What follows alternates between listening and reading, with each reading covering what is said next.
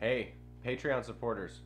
So excited to do this first video for you all. I'm going to try to be doing these once a week if I'm feeling super motivated. I might do 2 a week when possible, but I do have a lot of projects going, so definitely once a week. Just want to give you a heads up real quick. This video and videos like these are going to be only available for $5, $20, and $50 supporters.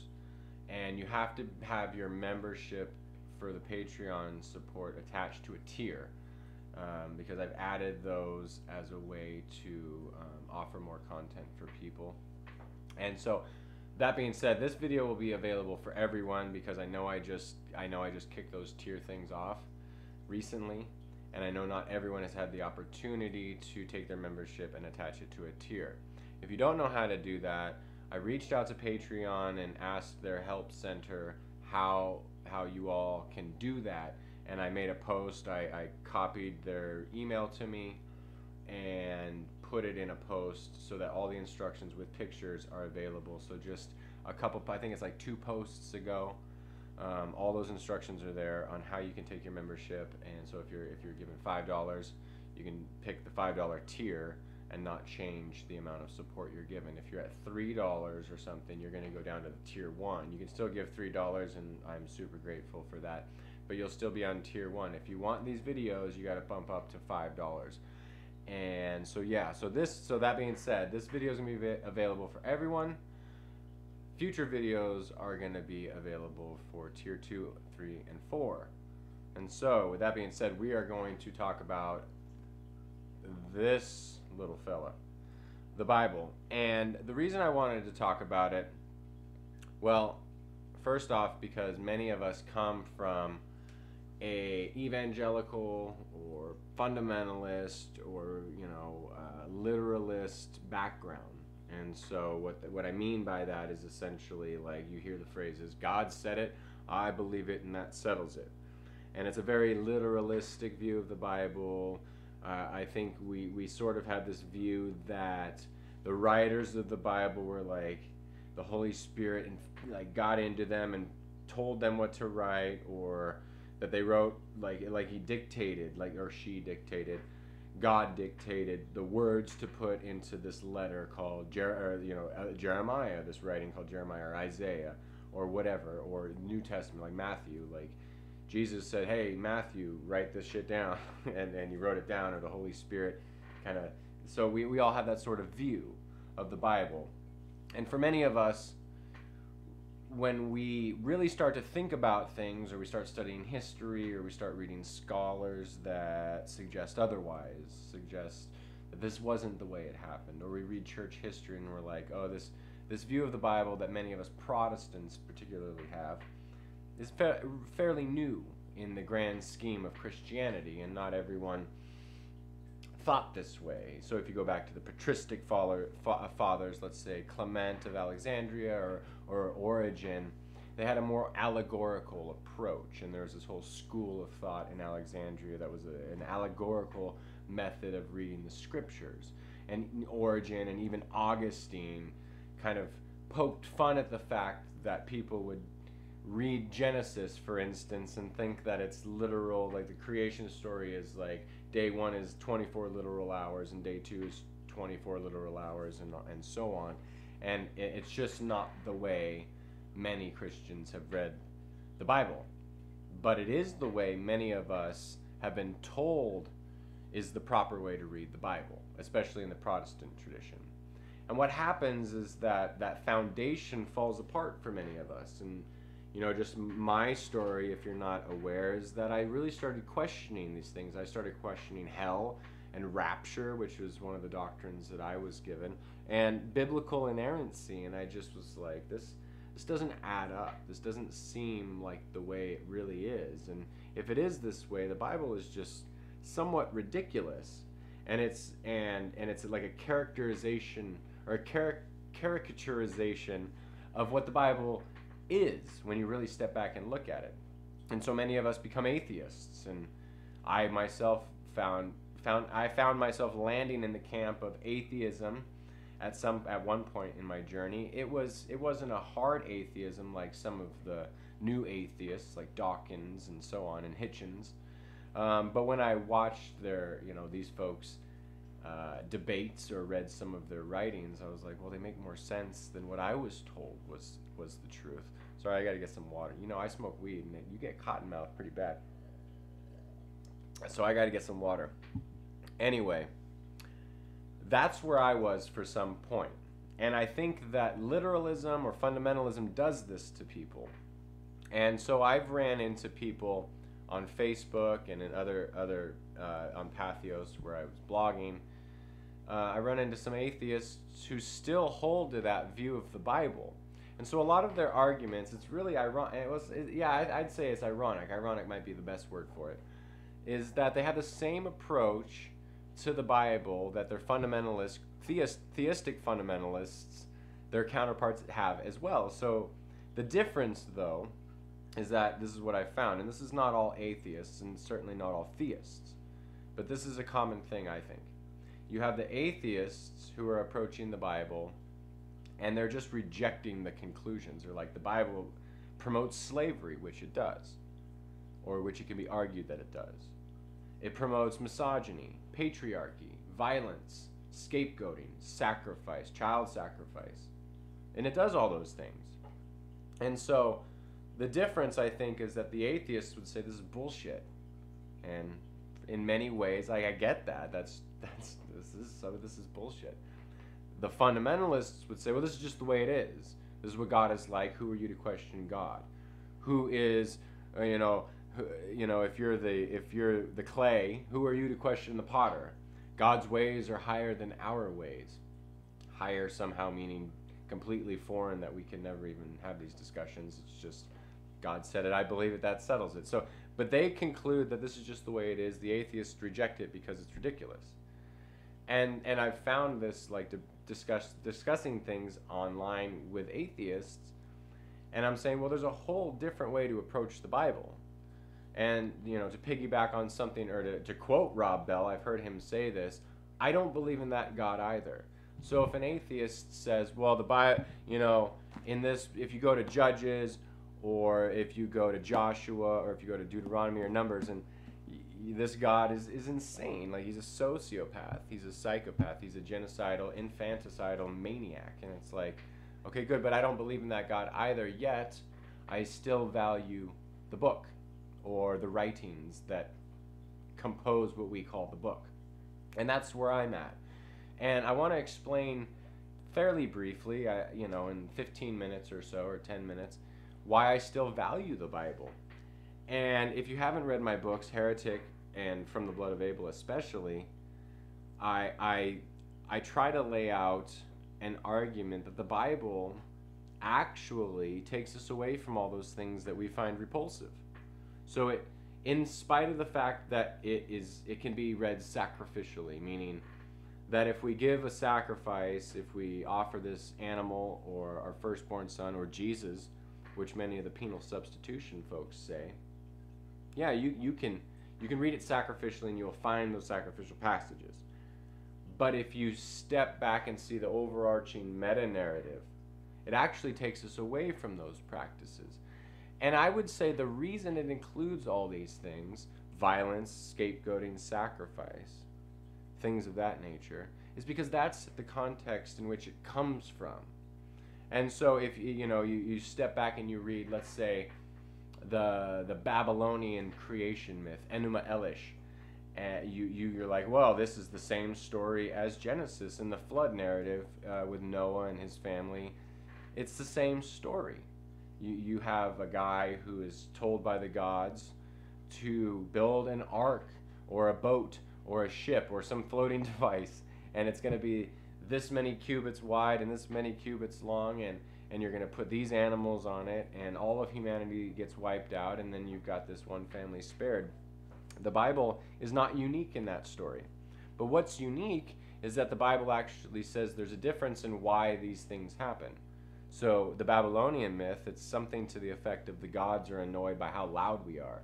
And as an introvert with social anxiety, yeah, loudness is a problem. But it's not the main problem. I have to get over that shit. But the Bible says that violence is the problem. Violence is what creates a flood of epic proportions. Violence is what takes us all out, except for one family. And we see this like with Lamech in Genesis 4.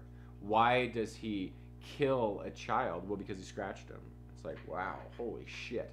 This is way more than an eye for an eye, or for this is like, you scratch me, I'll kill you. And I'll kill your whole family, maybe.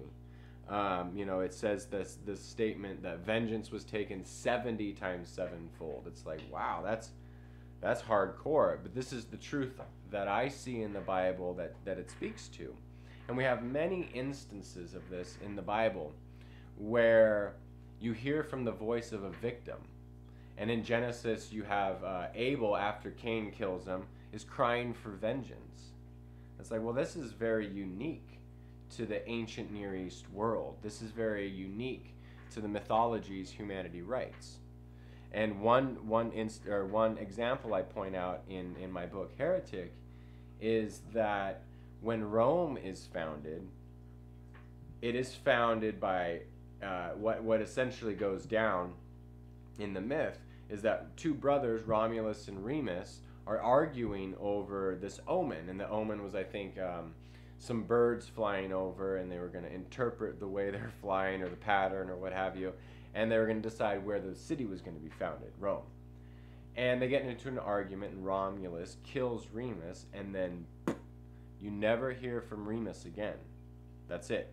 Romulus, R-O-M, is the founder of Rome. He's champion, R-O-M-E, so it's like the Rome is based, the name is based on his name, and he's championed as the founder of Rome, the greatest empire arguably in the world.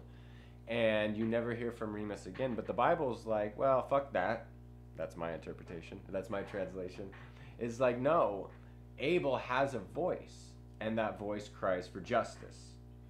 The difficult part for us to discern, to rightly divide the word, as 2 Timothy says, is that we have to decide what that voice of justice looks like. And in Genesis, it's the voice of retribution. Essentially, the way I see Genesis and the voice of Abel is that the cry for justice is a vengeful, retributive one.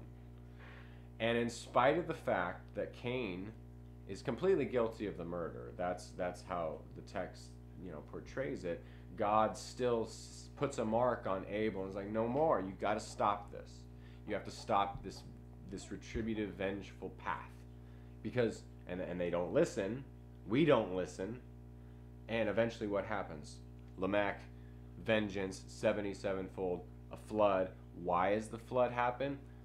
Violence and corruption over and over. It says in Genesis, violence and corruption infected the whole land. And this is just the pattern that we've seen throughout humanity. The cool part of the Bible, I think, and it's also the difficult part, because we have to traverse this thing. René Girard, the French anthropologist, says that the Bible is a text in travail, meaning it has the voice of all the types of people. It has the voice of the victor. It has the voice of those who persecute. But it also has the voice, and this is the unique part, it has the voice of the victim, and then more specifically, the voice of a forgiving victim. And when we get to the later Christian writings, in the book of Hebrews, I think it's chapter 12, verse 24, is that you have this statement that Jesus Christ, the voice of Jesus, speaks a better word than that of Abel. And in spite of the fact that Abel was unjustly slain, he cries for vengeance, but the writers of Hebrew, the writer of Hebrews, whoever that was, kind of flips this thing and introduces the new voice, the voice of the forgiving victim. And this is what's unique about the Bible. And it's not just the Christian Bible, it's also the Hebrew Bible. You have the suffering servant in Isaiah 52 and 53. And the suffering servant, and we have this story. And first and foremost, I think it is Israel, who, the nation of Israel, the people of the Hebrew people, who are the suffering servant. But as a Christian, I believe it's within my right, or our right, to read Jesus back into that and say that this is a story about an archetype. This is a story about a figure who will embody this voice of the suffering servant. And that suffering servant, in spite of the fact that he did no violence, and in spite of the fact that he's scapegoated, and he's scapegoated in the name of God or the gods, and we see it, the community sees it as their rightful act to do this, he doesn't require vengeance or retribution. He doesn't cry out for vengeance from the grave. He's silent. We get this sort of thing in Job too. Job is like unjustly accused of all this bullshit by his so-called friends, and Job doesn't say he's like innocent. He doesn't say he's done nothing wrong. He just says, he basically says like I'm no worse than the rest of these people. This is unjust. This isn't right. And so the Hebrew scriptures and the Christian scriptures speak to this, and it moves us from a place of sacrificial violence. And so that's why I think the Bible is valuable today. We still do this.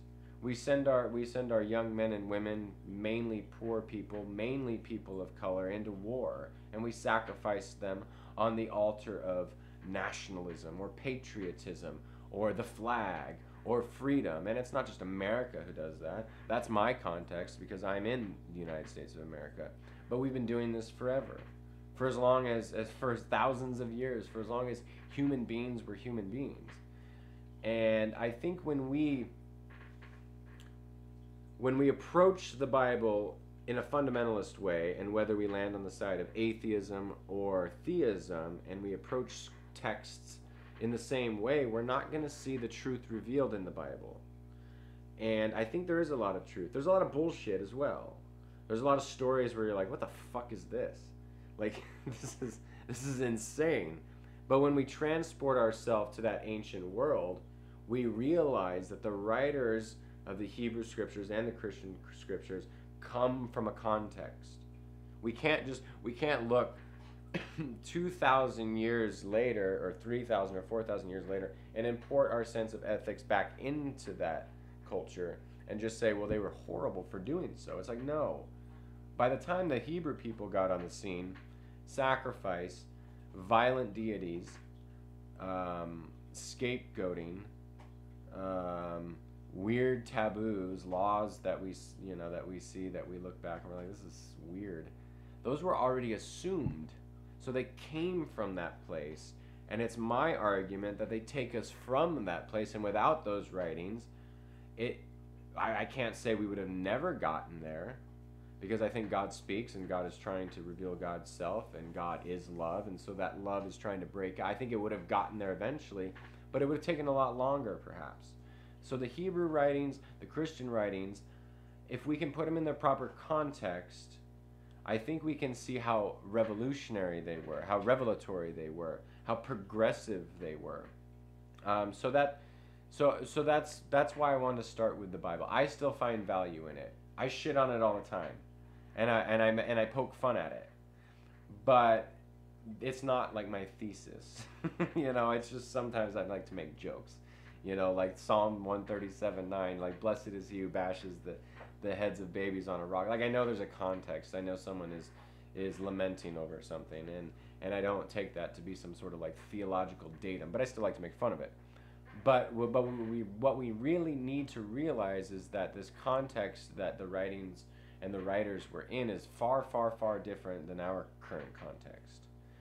And if we can step back for a second, we can see that the Bible is revolutionary, and that without it, we don't hear from the voice of the victim. And if we do, they go along with the persecution. Oedipus is, we don't hear like Oedipus protesting his expulsion from Thebes. We don't hear Remus, being like, what the fuck, my brother murdered me and now you're going to celebrate it. We don't hear that. We don't hear none of that. Until we get to the Hebrew writings and we start to get little bits and pieces of that voice of the victim being like, this isn't right, this is unjust. So I hope you enjoyed that. Make sure, please make sure that you attach your membership to a tier so that you can ensure to get these videos. I'm going to do them as much as I can, at least once a week. I'm hoping, fingers crossed, that I can do more, because I I do think there's some good ideas that we need to hash out, and I hope, and you're already here and you're supporting me, so you do value what I'm bringing to the table. I thank you so much for doing that, and I look forward to the next one. I'm not sure what I'm going to talk about, but we live in a crazy, wacky world, so there's going to be some shit that's going on that I feel like I might need to comment on. So until next time, peace and love.